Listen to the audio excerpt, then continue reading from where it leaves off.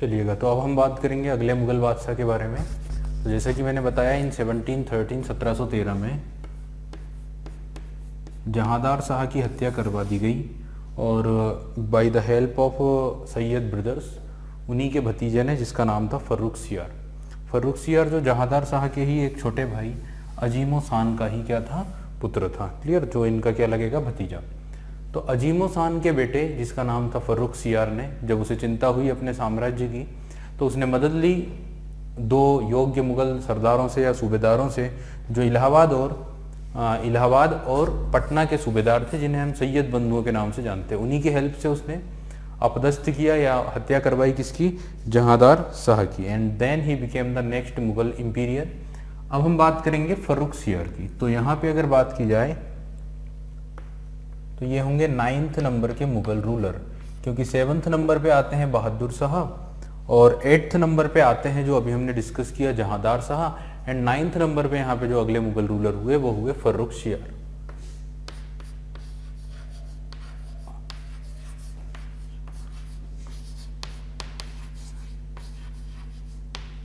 फर्रुख सियार, क्लियर।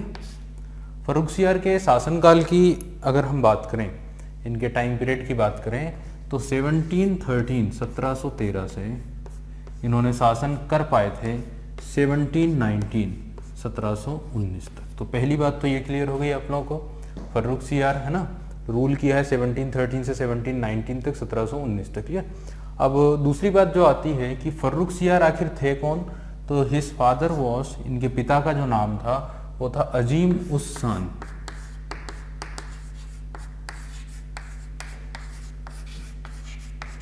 ये कौन थे, फादर थे, और इनके फादर ही छोटे ब्रदर हुआ करते थे, भाई हुआ करते थे, ब्रदर ऑफ किसके, जहांदार शाह। क्योंकि आप लोगों ने जहांदार शाह का नाम तो सुना ही है।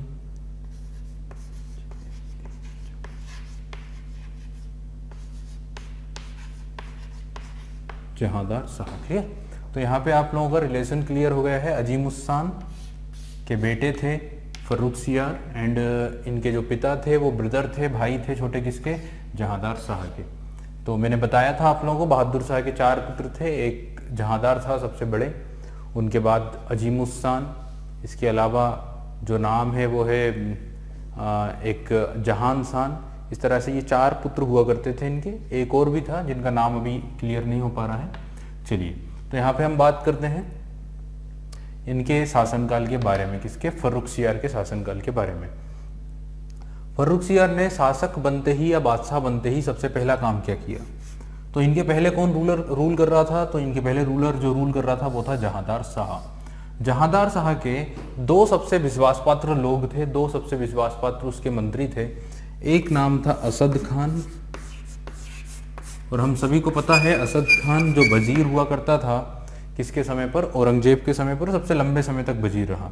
और एक इसका बेटा जिसका नाम था जुल्फिकार खान। जुल्फिकार खान, ये 2 सबसे महत्वपूर्ण लोग थे किसके, जहांदार शाह के। क्लियर। तो सबसे पहला काम ही फर्रुख सियार ने क्या किया, he killed both of them. इसने हत्या करवा दी किसकी, असद खान की एंड जुल्फिकार खान की, क्योंकि इनसे उसे सबसे ज्यादा खतरा था। ये दोनों सबसे बड़े सहायक थे किसके, जहांदार शाह के। जब उसने जहांदार शाह की हत्या करवा दी सैयद ब्रदर्स की मदद से, देन उसने सबसे पहला काम किया असद खान और जुल्फिकार खान को मारने का। He killed Asad Khan and Zulfiqar Khan. Clear होगी बात, इतनी समझ गए आप लोग सभी। तो सिंपल सी बात है, he killed Asad Khan and then his son Zulfiqar Khan, कुछ समय के बाद। ठीक है, आगे चलते हैं और फिर अगले मुद्दे पर गौर करते हैं। देखिए, अब अगला मुद्दा ये होगा कि ये किसकी हेल्प से शासक बना था, तो ये शासक बना था सैयद ब्रदर्स अब्दुल्ला खान और हुसैन अली खान की हेल्प से। तो उनकी मदद से अगर शासक बना तो उन्हीं से खुश होकर उन्होंने फर्रुख सियार ने उन्हें बड़ी बड़ी पोस्ट पर अपॉइंट करना शुरू किया। तो इसने अपना वजीर अपॉइंट किया बड़े भाई को, जिसका नाम था अब्दुल्ला खान।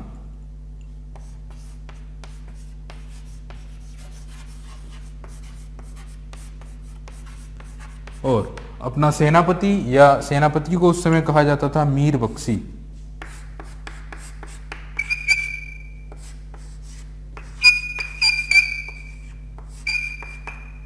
मीर बख्शी अपॉइंट किया अब्दुल्ला खान के ही छोटे भाई को, जिसका नाम था हुसैन अली खान।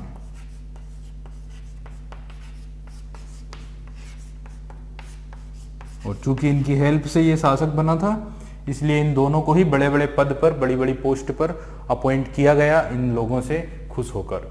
और ये करना उसके लिए एक गलती भी साबित हुई, क्योंकि सारी जो अथॉरिटी थी, सारी जो पावर थी, वो इन दोनों भाइयों के हाथ में आ चुकी थी। साम्राज्य की सारी शक्तियां इनके हाथ में थी और ये दोनों ही सबसे पावरफुल इस समय पर बन चुके थे।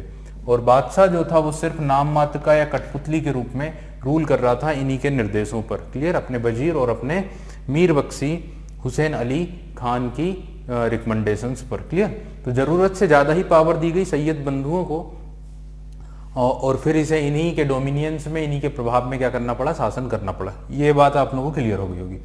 आगे गौर करते हैं और आगे के मुद्दों पर जाने की कोशिश करते हैं। इनके शासनकाल में और क्या चीजें हुई और क्या बातें हुई, क्योंकि सैयद बंधुओं की मदद से ही फर्रुखसियर मुगल बादशाह बना था, इसलिए जरूरत से ज्यादा ही पावर उसने किसको दे दी थी, सैयद बंधुओं को, बड़े बड़े पद पर। ये बात आप लोग क्लियर हो गई। और नतीजा ये हुआ कि केवल नाम मात्र का ही मुगल बादशाह बनकर रह गया, कौन, Farrukhsiyar. Clear, only he was the ruler as a only nominal ruler. ये नाम मात्र का रूलर था, जियो रूलर हम इसको बोल सकते हैं पॉलिटिकल लैंग्वेज में या लीगल लैंग्वेज में, है ना। और डी फैक्टर रूलर कौन थे, ये दोनों लोग, ये दोनों सैयद ब्रदर्स। क्लियर, तो यहाँ पे अब हम देखते हैं इनके टाइम के आगे की जो बातें हुई। देखिए सैयद ब्रदर्स यहाँ पे मेन रोल में हैं, और सैयद ब्रदर्स ने उन्हीं पॉलिसी को फॉलो किया जो बहादुर शाह की पॉलिसी थी, जो जहांदार शाह की पॉलिसी थी। इट मीन्स पीसफुली या मेल मिलाप की नीति। तो भरतपुर के जो राजा हुआ करते थे उस समय, जिनका नाम था चूड़ामन जाट, जाटों के साथ इन्होंने काफी शांतिपूर्वक या मित्रता की नीति अपनाई। तो यहाँ पे अगर हम बात करें चूड़ामन जाट,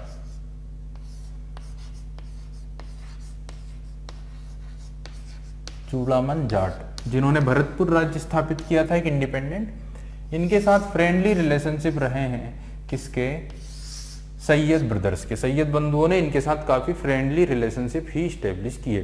बट यहाँ पे अगर बात की जाए हुसैन अली खान की, तो हुसैन अली खान जो सेना का सेनापति था, जो आर्म्ड जनरल था, इसने क्या किया, इसने अटैक कर दिया किस पर, मारवाड़ के शासक अजीत सिंह, यानी जोधपुर के जो राजा थे अजीत सिंह, उसके ऊपर अटैक कर दिया किसने, मीर बख्शी हुसैन अली खान ने। तो यहाँ पे आप लोग ये बात ध्यान रखिए, Hussain Ali Khan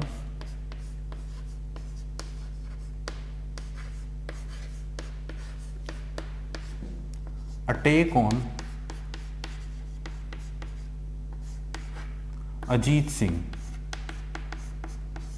and Ajit Singh was the Rajput ruler from the Marwar या जोधपुर। तो जोधपुर के राजपूत रूलर अजीत सिंह पर अटैक कर दिया किसने, हुसैन अली खान ने, एंड डिफीटेड हिम, और उसे पराजित कर दिया। देन क्योंकि ये बार बार रिवोल्ट करता रहता था, ये बात भी पता है आप लोगों को, अजीत सिंह बार बार रिवोल्ट कर रहा था। सबसे पहले बहादुर शाह के समय रिवोल्ट किया, तब बहादुर शाह ने भी अटैक किया था इस पर। बाद में जहांदार शाह ने इन्हें मालवा की, गुजरात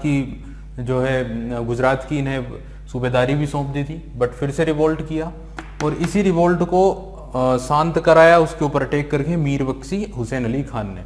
देन हुसैन अली खान ने इनकी जो डॉटर थी, इनकी जो पुत्री थी, इनकी पुत्री का विवाह कराया गया किसके साथ, फर्रुखसियार के साथ। Farrukhsiyar got married with the daughter of Ajit Singh. तो अजीत सिंह की डॉटर का विवाह हुआ है किसके साथ, फर्रुखसियर के साथ। क्लियर, क्योंकि फर्रुखसियर ही बादशाह कहने के लिए सिर्फ बादशाह कौन थे, फर्रुखसियर, इसलिए फर्रुखसियर के साथ ही विवाह कराया गया अजीत सिंह की डॉटर, अजीत सिंह की पुत्री का। इतनी बात क्लियर हो गई होगी आप लोगों को। अब हम यहाँ पे ना इनके शासनकाल में एक इम्पोर्टेंट जो अचीवमेंट हुई है, एक इम्पोर्टेंट जो इन्होंने हासिल की है, महत्वपूर्ण जो अचीवमेंट, अगर उसकी बात करें तो एक इम्पोर्टेंट अचीवमेंट जो हुई इनके शासनकाल में, वो ये हुई इम्पोर्टेंट अचीवमेंट।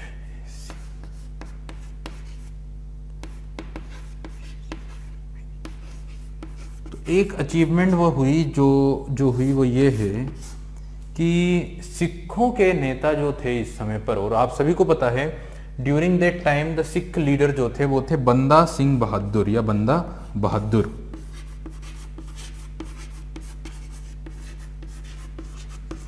और आप लोगों को पता है जैसा कि गुरु गोविंद सिंह जी ने अपने सक्सेसर्स से या अपने दासों से ये आह्वान किया था कि मुगलों के साथ हमारे संघर्ष जारी रहेंगे, और उन्हीं संघर्षों को कंटिन्यू रखा था किसने? बंदा बहादुर ने। हालांकि बंदा बहादुर को फर्रुखसियार ने 1712 में पराजित कर दिया था 1712 में। क्लियर? लोहागढ़ वाले जो किले हैं, उस किला है उसको घेर कर इन्हें घेर लिया गया और इन्हें पराजित कर दिया गया। फाइनली ये बात हो गई। लेकिन बंदा बहादुर अपनी जो पॉलिसी थी अपने एम्पायर को एक्सपांड करने की और मुगलों के खिलाफ गतिविधि जो थी वो कंटिन्यू रख रहा था। बार बार उसकी पॉलिसी जो थी वो मुगलों के अगेंस्ट में थी। देन फाइनली यहाँ पे एक बड़ा कैंपेन शुरू किया गया, फर्रुखसियार के द्वारा एक बड़ा अभियान शुरू किया गया, और यहाँ पे बंदा बहादुर या बंदा सिंह बहादुर का दमन किया गया। किसके शासनकाल में? फर्रुखसियार के शासनकाल में ही बंदा सिंह बहादुर का क्या किया गया? दमन किया गया, और उनकी हत्या भी इन्हीं के शासनकाल में की गई थी। क्लियर? किसकी? बंदा सिंह बहादुर की। इन 1716 1716 में, इन 1716 1716 की घटना यह हुई कि फर्रुखसियर डिफीटेड एंड अरेस्टेड बंदा बहादुर इन गुरदासपुर। गुरदासपुर से बंदा बहादुर को डिफीट कर दिया गया, पराजित कर दिया गया और अरेस्ट कर लिया गया।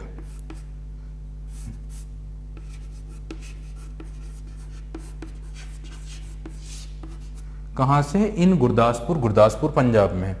तो पंजाब के गुरदासपुर से अरेस्ट कर लिया गया बंदा बहादुर को इन 1716 में, और उन्हें प्रस्तुत किया गया कहां पर? दिल्ली में। दिल्ली उन्हें लाया गया, और दिल्ली लाने के बाद 1716 में ही उनकी क्या कर दी गई? हत्या कर दी गई। मृत्युदंड दिया गया बंदा सिंह बहादुर को किसके शासनकाल में? फर्रुखसियर के शासनकाल में। तो फर्रुखसियर के शासनकाल को एक बार और पढ़ लेते हैं। He was the son of Azimussan. Azimussan के ये पुत्र थे जो जहांदार शाह के ही भाई थे छोटे। इनके शासनकाल के समय जब जैसे ही शुरू हुआ, इन्होंने सबसे पहले अपने अपने अंकल जो थे जहांदार शाह, इनके सबसे खास लोगों की हत्याएं शुरू की। असद खान एंड जुल्फिकार खान। इन्हीं जिनकी मदद से ये रूलर बने थे, उन्हें बड़ी बड़ी पोस्ट पर अपॉइंट किया, जैसे कि अब्दुल्ला खान और हुसैन अली खान। देन चूड़ामन जाट के साथ अच्छे रिलेशनशिप रहे, और इन्हीं की हेल्प से इन्होंने अटैक किया राजपूत रूलर पर। किस पर अटैक किया? राजपूत रूलर जिसका नाम क्या था? अजीत सिंह, है ना। इनका काफी यूज किया जाटों का, एक तो अजीत सिंह को हराने में, और दूसरा जो आपके सिख थे, सिखों का दमन करने में भी जाटों ने हेल्प की। किसकी? अली बंधुओं की या अली ब्रदर्स की। क्लियर? तो यहाँ पे अगर बात की जाए, ये हो गए यहाँ पे मुख्य मुद्दे जो फर्रुखसियर के शासनकाल में थे। 1716 में इन्हीं के शासनकाल में इन्होंने हत्या करवा दी थी बंदा सिंह बहादुर की। और ये क्वेश्चन काफी ज्यादा इंपॉर्टेंट होता है, काफी ज्यादा इंपॉर्टेंट क्वेश्चन होता है हिस्ट्री का। ये आपसे पूछा जाएगा। क्यों पूछा जाएगा? क्योंकि आफ्टर गुरु गोविंद सिंह की मृत्यु होने के बाद सिखों का जो नेतृत्व किया था वो बंदा सिंह बहादुर नामक व्यक्ति ने ही किया था। इसीलिए आपसे क्वेश्चन यही पूछा जाएगा बार बार कि बंदा सिंह बहादुर की हत्या किसके शासनकाल में हुई थी, या उन्हें मृत्युदंड किसके द्वारा दिया गया था, या कहां पर दिया गया था। तो आंसर क्लियर है। दिल्ली में जिस तरह गुरु गोविंद सिंह की हत्या हुई थी गुरु तेग बहादुर की हत्या हुई थी शीशगंज नामक स्थान पर, उसी तरह दिल्ली में ही इन्हें अरेस्ट करके बंदी बनाकर लाया गया था, और कई दिनों तक यातना देने के बाद बंदा सिंह बहादुर की हत्या कर दी थी इस मुगल रूलर के आदेश पर। क्लियर? आगे बढ़ते हैं। इनके शासनकाल का जो टर्निंग पॉइंट साबित हुआ वो क्या साबित हुआ, उसकी बात करते हैं। तो इनके शासनकाल का एक टर्निंग पॉइंट जिसका इंडिया की हिस्ट्री में काफी एक महत्व है, और यहां से काफी कुछ चीजें चेंज हो गई, काफी कुछ चीजों के रास्ते खुल गए, और कई लोगों को यहाँ से इंडिया में रूल करने की शक्ति मिल गई। तो यहाँ से इनके टाइम का एक टर्निंग पॉइंट की अगर हम बात करें तो देखिएगा, फर्रुखसियर के शासनकाल में ही फर्रुखसियर के पैर में एक फोड़ा हो जाता है, एक काफी ज्यादा खतरनाक उन्हें एक फोड़ा होता है अपने पैर में, और जिसके इलाज के लिए कई वैद्यों को, कई डॉक्टर्स को बुलाया जाता है, बट फाइनली इनका इलाज नहीं हो पाता, ये ठीक नहीं हो पाते हैं। क्लियर? तो फर्रुखसियर के पैर में फोड़ा होता है, उसके लिए कई वैद्यों को बुलाया जाता है, बट ये इलाज उनका सक्सेस नहीं हो पाता, उनका जो रोग था वो सही नहीं हो पाता। देन एक ब्रिटिश सर्जन, एक ब्रिटिश डॉक्टर, हम बोले एक ब्रिटिश सर्जन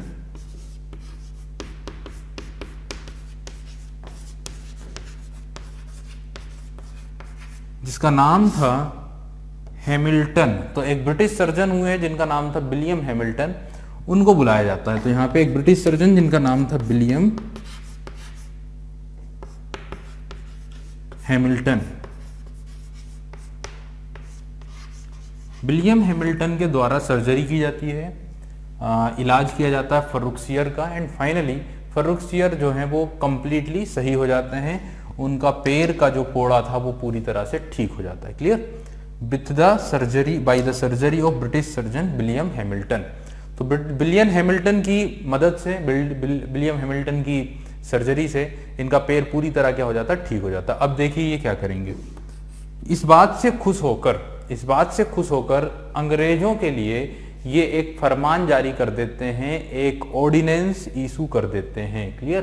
तो यहां पर इन्होंने क्या किया, एक फरमान इशू किया जिसे गोल्डन ऑर्डिनेंस कहा जाता है, एक स्वर्णिम फरमान कहा जाता है।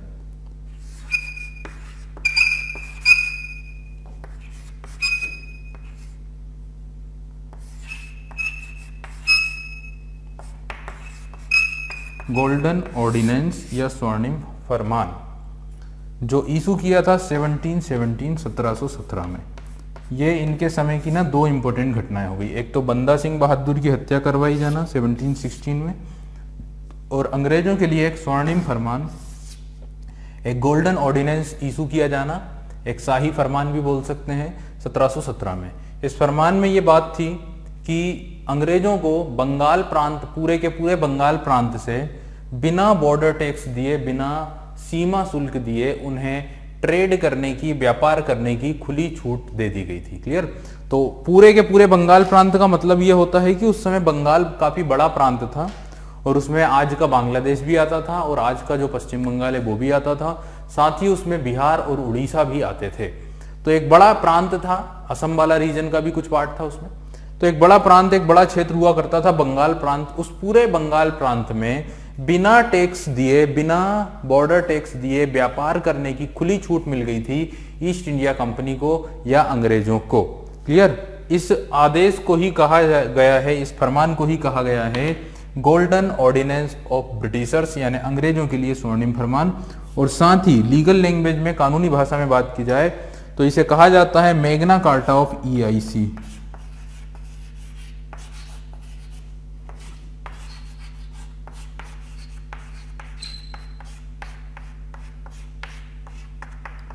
या Magna carta of Britishers, Britishers का मैग्ना कार्टा। अभी मैग्ना कार्टा क्या होता है, तो हालांकि आप लोग इसे पॉलिटी में काफी अच्छे से पढ़ेंगे, एक बार मैं बता देता हूँ। इन 1215 में ब्रिटेन के राजा के द्वारा वहां के लोगों के लिए कुछ अधिकार जारी किए गए, उनके लिए कुछ ह्यूमन राइट्स जारी किए गए, मानव अधिकार दिए गए, फंडामेंटल राइट्स दिए गए। और उन फंडामेंटल राइट्स का जो पूरा प्रस्ताव था, जो पूरा लीगल जो डॉक्यूमेंट था, that is known as Magna Carta. क्योंकि वो जो आंदोलन किया था वहां के सामंतों ने, वहां के लोगों ने, वो मैग्ना कार्टा नामक एक जगह से किया था। एक स्थान है ब्रिटेन में मैग्ना कार्टा, और वहां पे 1215 में आंदोलन हुआ था वहां के सामंतों के द्वारा। और फिर वहां के राजा ने उन्हें कुछ राइट दिए थे, कुछ ह्यूमन राइट्स दिए थे, मानव अधिकार दिए थे, फंडामेंटल राइट्स दिए थे। इसलिए कभी भी कहीं पर भी अगर किसी के अधिकारों की बात की जाती है, किसी को किसी के अधिकार मिलते हैं, देन उसकी तुलना, उसकी कंपैरिजन की जाती है किससे? मैग्ना कार्टा से, या उस घटना को कहा जाता है मैग्ना कार्टा। तो यहाँ पे राइट्स मिले हैं, अधिकार मिले हैं ट्रेड करने के, जो कि एक बहुत ही मूल अधिकार थे या बहुत ही फंडामेंटल राइट हो चुके थे। इट मीन्स कि काफी महत्वपूर्ण थे। फंडामेंटल तो क्या है कि जब कोई व्यापार करता है तो टैक्स तो उसे देना चाहिए, लेकिन इन्होंने क्या किया, इन्हें टैक्स फ्री कर दिया, टैक्स देने से वंचित कर दिया कि अब आपको टैक्स देने की जरूरत ही नहीं है। इतना खुश हुआ ये बादशाह और इसने ईस्ट इंडिया कंपनी को बिना टैक्स दिए पूरे बंगाल प्रांत में व्यापार करने की क्या दे दी? खुली छूट दे दी। समझ गए? इसके बाद तो आप लोग समझ ही गए होंगे कि इस बात का कितना मिसयूज करेगी ईस्ट इंडिया कंपनी। मुगल जो प्रांत था बंगाल, इसके अलावा दूसरे प्रांतों में भी बिना टैक्स दिए व्यापार करने की कोशिश करेगी, जिससे कि डिस्प्यूट्स क्रिएट होंगे और धीरे धीरे ये चाहेंगे कि पूरे इंडिया से ही इन्हें बिना टैक्स दिए व्यापार करने के अधिकार मिल जाएं। और यही एक काफी बेड या एक बुरा कार्य था जो फर्रुखसियार के समय पर फर्रुखसियार ने किया था। चलिए आगे बढ़ते हैं और आगे गौर करते हैं इनके शासनकाल के समय की। क्योंकि मैंने बताया कि इन्होंने सैयद बंधुओं को एक्सट्रीम पावर दे दी थी एडमिनिस्ट्रेशन की, शासन करने की सारी शक्तियां किसके हाथ में आ चुकी थी, सैयद ब्रदर्स के हाथ में। तो धीरे धीरे इसे सैयद ब्रदर्स के ऊपर, सैयद बंधुओं के ऊपर शंका होने लगी, डाउट होने लगा कि हो सकता है सैयद ब्रदर्स उसे ही क्या कर दें, उसकी पोस्ट से हटा दें। एज इट इज जो डाउट्स थे वो सैयद ब्रदर्स को भी होने लगे कि हो सकता है कि जो राजा है वो अब पावर चाहता है, शक्ति अपने हाथ में लेना चाहता है और वो हमें क्या करवा दे, मरवा दे, हमारा क्या कर दे, दमन कर दे।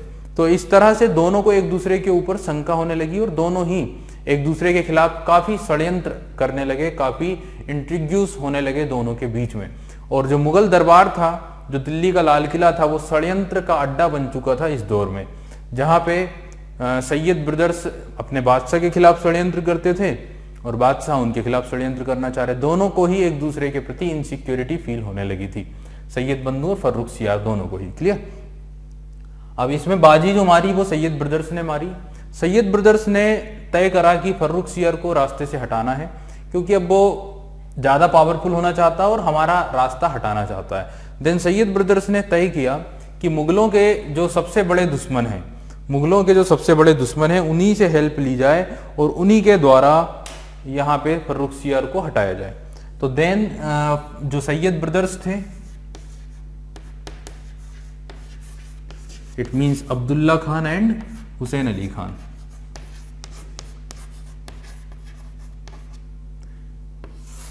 इन्होंने हेल्प ली मुगलों के सबसे बड़े एनिमीज, मुगलों के सबसे बड़े दुश्मन। And we all know that the Mughals के सबसे बड़े दुश्मन यहाँ पे दो हैं, एक सिख हैं और दूसरे हैं मराठा, है ना। दोनों के ही बहुत गंभीर दुश्मनी है मुगलों से। तो यहां पे हेल्प ली है किससे, मराठा से। क्लियर, मराठों से हेल्प ली। और आप लोगों को पता है ये जो दौर चल रहा है उस समय मराठों के जो लीडर हैं वो है छत्रपति साहू महाराज।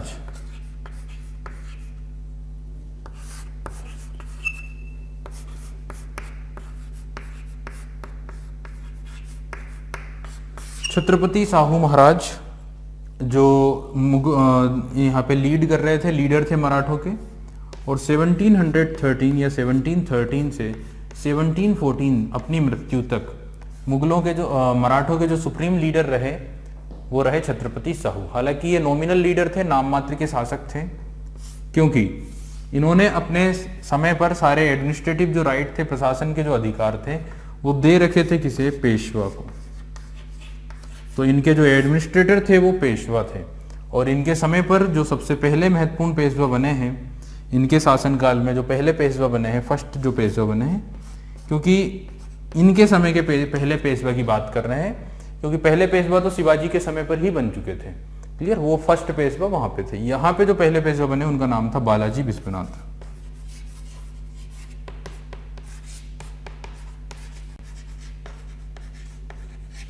तो यहाँ पे फर्रुखसियार ने मदद ली है किससे, या संधि की है किसके साथ, बालाजी विश्वनाथ के साथ, जो एक पहले मुख्य पेशवा थे और सबसे ज्यादा पॉलिटिकली एडमिनिस्ट्रेटिवली अगर बात की जाए तो बालाजी विश्वनाथ का ही मराठा पॉलिटिक्स में कंट्रोल था, नियंत्रण था। और इन्हें ही सबसे पहला मुख्य पेशवा या इंपोर्टेंट पेशवा के रूप में जाना जाता है। क्लियर, बालाजी विश्वनाथ। इनका जो शासनकाल रहा वो 1713 से 1713 से इनकी जब तक डेथ नहीं हुई 1719 तब तक रहा। आफ्टर हिज डेथ, इनकी मृत्यु होने के बाद इनके पुत्र अगले पेशवा बने, जिनका नाम था बाजीराव बल्लाल। और बाजीराव बल्लाल जो 1720 से 1740 तक रहे, उनकी डेथ होने के बाद उनके पुत्र अगले पेशवा बने, जिनका नाम था बालाजी बाजीराव, जो 1740 से 1761 तक 1761 तक मराठों के पेशवा के रूप में रहे। ये शुरू के जो 3 पेशवा थे, इन्हें सबसे महत्वपूर्ण पेशवा के रूप में जाना जाता है। फिर एक और पेशवा रहे हैं जिनका नाम है माधवराव, वो भी काफी महत्वपूर्ण माने जाते हैं। फिर मराठों का भी पतन स्टार्ट हुआ था। तो यहाँ पे पेशवा के रूप में शक्तिशाली पेशवा थे बालाजी विश्वनाथ। और सैयद ब्रदर्स ने ट्रीटी की या डिस्कशन किया बालाजी विश्वनाथ के साथ टू किल फर्रुखसियार। फर्रुखसियार जो 9th मुगल रूलर थे, इन्हें पद से हटाने के लिए यहाँ पे संधि की है सैयद ब्रदर्स ने किसके साथ, बालाजी विश्वनाथ के साथ। और इन दोनों के बीच में जो ट्रीटी हुई, जो संधि हुई, उसे कहा जाता है ट्रीटी ऑफ दिल्ली, दिल्ली की संधि, जो कि साइन की गई थी between the Syed brothers and Balaji Vishwanath. इस ट्रीटी के जो प्रोविजंस थे, इस ट्रीटी के जो प्रावधान थे वो ये थे कि सबसे पहले सैयद बंधुओं की मदद करेंगे बालाजी विश्वनाथ और ये हत्या करेंगे या ये रास्ते से हटाएंगे किसे, फर्रुख सियार को। तो इस प्रतिबंध, इस संधि का पहला जो काम था वो ये था कि बालाजी विश्वनाथ अपने सोर्सेस से, अपने लोगों के द्वारा क्या करेंगे, हत्या करवाएंगे, मर्डर करवाएंगे किसका, फर्रुख सियार का। पहले काम किसका होगा, बालाजी विश्वनाथ का होगा। क्लियर। दूसरा काम क्या होगा, दूसरा काम ये होगा कि when Balaji Vishwanath attack on Delhi, जब बालाजी विश्वनाथ दिल्ली पर अटैक करेंगे, that time Sayyid brothers will help Balaji Vishwanath. उस समय सैयद बंधुओं को मदद करनी होगी किसकी, बालाजी विश्वनाथ की। तो अब आप लोगों को संधि के दोनों पॉइंट्स क्लियर हो गए होंगे, क्योंकि मराठों का ये महत्वाकांक्षा थी कि पूरे हिंदुस्तान पर नियंत्रण किसका हो, और मराठों का हो, और उसके लिए सबसे जरूरी था दिल्ली की गद्दी को हासिल करना, और दिल्ली की गद्दी को हासिल करने की ही कोशिश बालाजी विश्वनाथ ने उस समय पर की थी। तो he wants to attack on Delhi, that time Sayyid brothers will help Balaji Vishwanath. तो ये दो प्रोविजंस हुए इस संधि के। एंड फाइनली सबसे पहले बालाजी विश्वनाथ ने अपने लोगों के मदद से, अपने लोगों की हेल्प से फर्रुख सियार की क्या करवा दी गई, हत्या करवा दी गई इन 1719। तो 1719 में फर्रुख सियार की हत्या हो गई by the help of Maratha, या by the help of Balaji Vishwanath. Balaji Vishwanath की मदद से फर्रुख सियार को उसकी पद से, उसकी सीट से क्या करवा दिया गया, हटा दिया गया। But we all know that इनकी डेथ ही हो गई थी 1719 में, किसकी, बालाजी विश्वनाथ की। इसलिए उस समय पर इन्होंने दिल्ली पर कोई भी चढ़ाई, कोई भी अटैक नहीं किया था। तो यहां तक की कहानी आप लोगों को क्लियर हुई फर्रुख सियार के बारे में। फर्रुख सियार की हत्या हुई थी मराठा पेशवा बालाजी विश्वनाथ के द्वारा इन 1719। तो यहाँ पे हमने डिस्कशन किया है फर्रुख सियार तक का, जो 9th मुगल रूलर के रूप में जाने जाते हैं, 90 मुगल बादशाह के रूप में जाने जाते हैं। अब इनकी मृत्यु होने के बाद जो अगले रूलर बने हैं, जो अगले बादशाह बने हैं मुगलों के, वो बने हैं, अगर उनकी बात करें तो उनका नाम होगा रफी उद दरजात। रफी उद दरजात नाम से अगले मुगल बादशाह बने 1719 में। और इनकी अगर बात की जाए रफी उद दरजात की, तो रफी उद दरजात जो थे वो जहांदार शाह के ही छोटे भाई, जहांदार शाह के ही एक छोटे भाई हुए जिनका नाम था रफी उस शान। रफी उस शान के ही क्या थे, बेटे थे। क्लियर। जिस तरह हमने फर्रुख सियार की बात की, तो ये अजीम उस शान के बेटे थे, समझ गए। तो सभी चारों भाइयों के, यानी तीनों भाइयों के जो बेटे हैं, उन्हें एक एक बार शासन करने का मौका मिला था। सबसे पहले अजीम उस शान के बेटे रूलर बने जिनका नाम था फर्रुख सियार। देन रफी उस शान, जो कि एक और छोटे भाई थे जहांदार शाह के, उनके बेटे को अगला बादशाह बनने का मौका मिल गया bye the help of Sayyid brothers after the death of Farrukh सियार। तो यहाँ पे जो 10वें मुगल बादशाह बने हैं, 10th नंबर पे जो मुगल रूलर बने हैं, अब हम उनकी बात करेंगे। तो यहाँ पे मैं हेडिंग डाल देता हूँ 10th मुगल रूलर, 10वें मुगल बादशाह। और हम सभी जानते हैं कि उनका जो नाम है वो है रफी उद दरजात।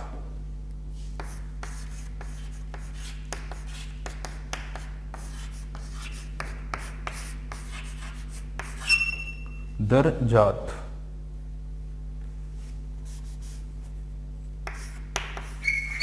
इन्होंने शासन किया 1719 से 1719 तक ही। इट मीन्स कि काफी कम समय तक ही ये शासन कर पाए, इनकी किस्मत ही खराब थी। तो क्वेश्चन ये पूछा जाएगा सबसे कम समय तक रूल करने वाले मुगल बादशाह कौन थे। तो इनका जो रूलिंग पीरियड था वो सबसे कम था। क्लियर। सबसे कम समय तक, सबसे मिनिमम टाइम तक ही रूल, मिनिमम पीरियड।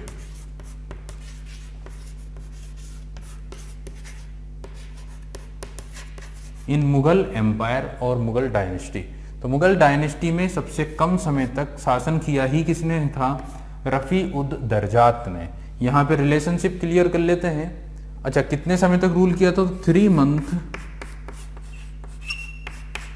3 महीने और 4 दिन, 3 मंथ एंड 4 डेज तक ही इनका रूल रह पाया। और इनके पिता की बात की जाए तो रफी उस सान के क्या थे? ये पुत्र थे। ही was the son of Rafi उस सान।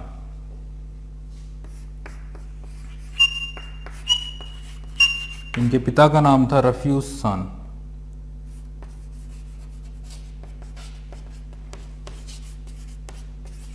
जिसकी हत्या कर दी थी किसने? युद्ध में पराजित करके जहादार शाह ने। तो रफी उस सान के ही पुत्र थे रफी उद दरजात, जिन्होंने रूल किया 3 month and 4 days and he rule minimum period in Mughal empire. Mughal empire में सबसे कम समय तक ही रूल किसने किया? रफी उद दरजात ने। और इनकी जो मृत्यु हुई उसका कारण था he was dead due to the TB, क्षय रोग के कारण या ट्यूबरक्यूलोसिस की बीमारी के कारण इनकी मृत्यु काफी कम समय में ही हो गई थी। तो यहाँ पे हमने 10th नंबर के मुगल रूलर की बात की जिनका नाम था रफी उद दरजात, जिन्होंने सिर्फ 3 महीने और 4 दिन ही मुगल गद्दी पर क्या किया है? शासन किया है। Clear?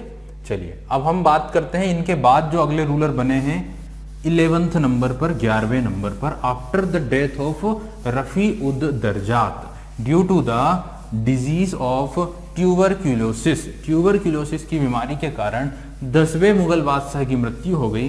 And then the next जो मुगल रूलर बने हैं 11th नंबर के, अब हम उनकी बात करेंगे। जो इन्हीं के भाई होंगे, रफी उद दरजात के ही छोटे भाई अगले मुगल बादशाह के रूप में अपॉइंट हुए थे, जिनकी बारे में बात करने से पहले एक रिवोल्ट भी हुआ था, एक विद्रोह भी हुआ था आगरा में। तो पहले उस रिवोल्ट के बारे में गौर करेंगे, उस विद्रोह के बारे में बात करेंगे और फिर हम बात करेंगे कि अगले जो मुगल बादशाह बने थे उनका जो नाम था वो क्या था। क्लियर? तो यहां पे अब हम गौर करते हैं इन 1719 में ही यहाँ पे एक रिवोल्ट हुआ था, एक विद्रोह हुआ था। और जो रिवोल्ट हुआ था वो रिवोल्ट किया था निकुसियर नामक व्यक्ति ने। किसने किया था? निकुसियर। तो निकुसियर नामक एक व्यक्ति था जिसने रिवोल्ट किया था। यहाँ पे मैं नाम लिख देता हूं, रिवोल्ट ऑफ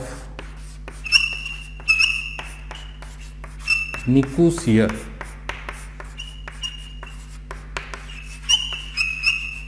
निकुसियर ने रिवोल्ट किया in 1719 and he declared himself as a independent Mughal ruler in the fort of Agra. Agra के किले में निकुसियर ने अपने आप को एक स्वतंत्र मुगल बादशाह क्या कर दिया? डिक्लेयर कर दिया, घोषणा कर दी। Clear? He declare himself as an independent Mughal ruler at the fort या in the fort of Agra. ये कौन था? निकुसियर कौन था? यहाँ पे इसका रिलेशनशिप क्लियर कर देते हैं। He was the son of Mohammad Akbar या शहजादा अकबर। तो शहजादा अकबर का ही पुत्र हुआ करता था निकुसियर।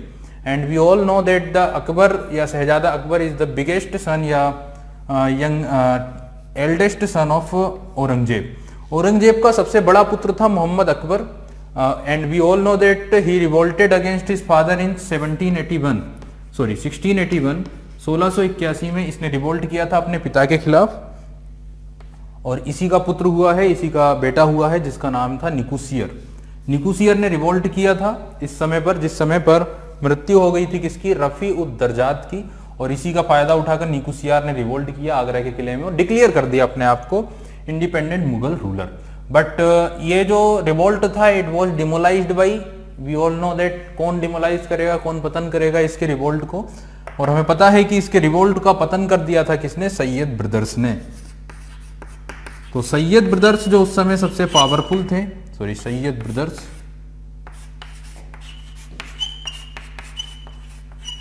डिमोलाइज हिज रिवोल्ट।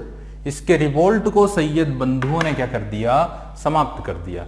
एंड देन उन्होंने क्या किया? 11th मुगल रूलर को अपॉइंट किया मुगल साम्राज्य में, जो कि था रफी उद दरजात का ही छोटा भाई, जिसका नाम था रफी उद दौला।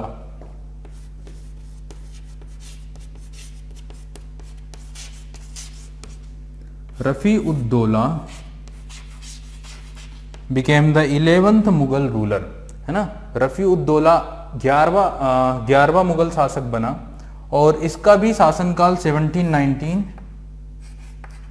से 1719 ही आप मान के चलिएगा। है ना, थोड़ा लंबा समय तक रूल किया होगा रफ़ी-उद-दरजात से, क्योंकि रफ़ी-उद-दरजात को हम बोलते हैं सबसे कम समय तक रूल करने वाला मुगल बादशाह।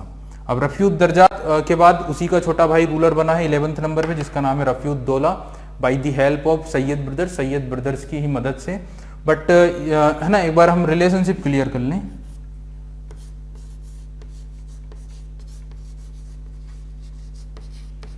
Brother of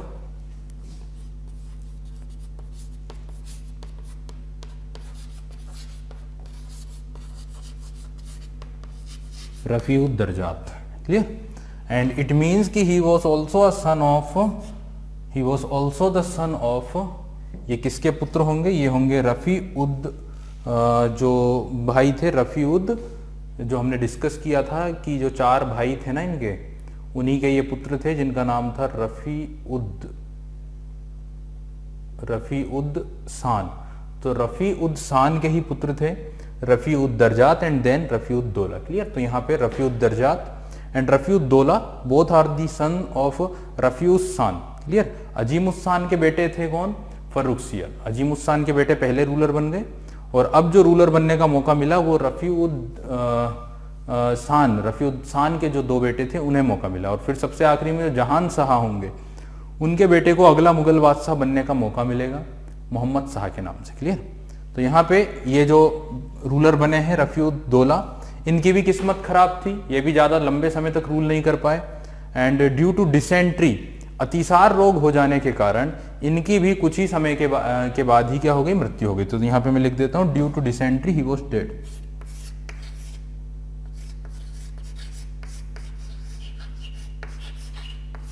due to dysentery, DESENTERY, due to dysentery he was dead. तो डिसेंट्री या अतिसार रोग के कारण ही, या सिंपल भाषा में पेचिस भी कहा जाता है, इनकी क्या हो गई थी, डेथ हो गई थी। He was dead due to dysentery, clear हो गई होगी बात आप लोगों को। अब आफ्टर हिज डेथ अगले जो मुगल बादशाह बने हैं bye the help of Sayyid brothers. तो यहाँ पे आप लोग देख रहे हैं सैयद ब्रदर्स ने सबसे पहले फर्रुखसियर को अपॉइंट किया, देन रफ़ी-उद-दरजात को अपॉइंट किया, देन रफ़ी-उद-दौला को अपॉइंट किया, और अब जो 12th रूलर बनेंगे वो भी बनेंगे किसकी मदद से, फर्रुखसियर की ही मदद से, जिसका नाम होगा मोहम्मद शाह, क्लियर। तो अगले जो बादशाह बने हैं वो मोहम्मद शाह के नाम से बने हैं। एक्चुअली जो उनका नाम था, जो वास्तविक नाम था, वो था रोशन अख्तर। तो रोशन अख्तर जो बने हैं अगले मुगल बादशाह, वो एक्चुअल में जहांदार शाह के ही एक सबसे छोटे जो भाई थे जहान शाह। जहान शाह के भाई थे जहान शाह के भाई थे आपके मोहम्मद रोशन अख्तर, जो किस नाम से शासक बने, मोहम्मद शाह के नाम से, क्लियर। तो यहाँ पे अब हम गौर करेंगे मोहम्मद शाह का शासनकाल। ओरिजिनल नाम जो मैंने बताया है वो है रोशन अख्तर। इनका लंबा शासनकाल चलेगा 1719 से 1714 तक। तो अब हम गौर करेंगे इनके शासनकाल को।